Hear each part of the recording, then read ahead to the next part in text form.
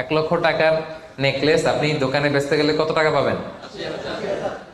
80,000 টাকা হিসাব করবেন, বিক্রয় মূল্য ধর্তব্য। জাকাতেবল asset 1 number gold and silver, 2 number হচ্ছে ক্যাশ। ধরেন আজকে আমি আমার জাকাত হিসাব করতে বসছি, টন কি আছে না আছে আমি হিসাব করতেছি। স্বর্ণের পালা গেল, এবার আমি হিসাব করব আমার ক্যাশ কোথায় আছে, পকেটে কত, ড্রয়ারে কত, ব্যাংকে কত, কারেন্ট অ্যাকাউন্টে কত, ফিক্সড অ্যাকাউন্টে কত, সেভিংস অ্যাকাউন্টে কত, যত জায়গায় আপনার যত ক্যাশ ফর্মে টাকা আছে এটা আপনি হিসেব করবেন। এগুলো এগুলো জাকাতেবল অ্যাসেট।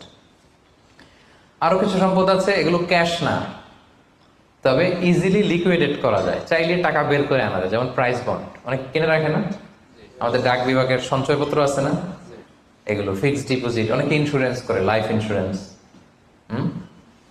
এগুলো চাইলে আপনি টাকা বানাতে পারেন।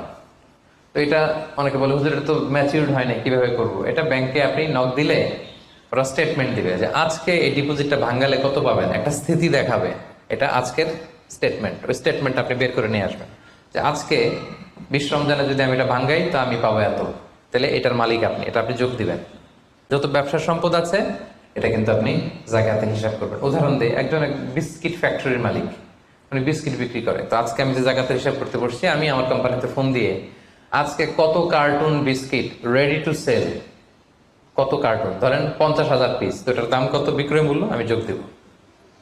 তারপরে বিস্কিট বানাতে যে র মেটেরিয়াল, হ্যাঁ, গম লাগে, সুগার লাগে, ইত্যাদি ইত্যাদি যা লাগে, এগুলোর যে প্রাইস এটা আমি, জি, এটাও আমি যোগ দেব।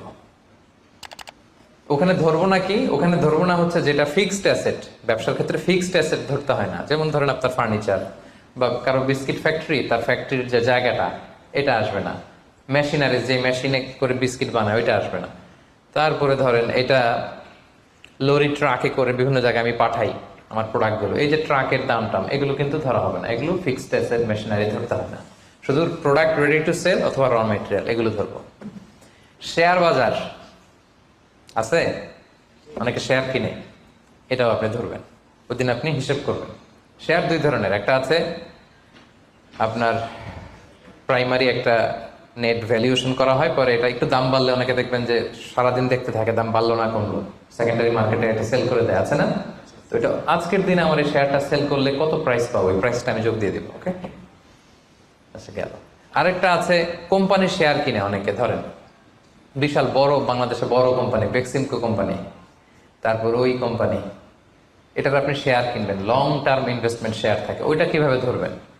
ওইখানে কোম্পানির অ্যাকাউন্টস আপনি নক দিলে জাকাতেবল অ্যাসেট কত আছে এটা ওরা বলে দিবে। বড়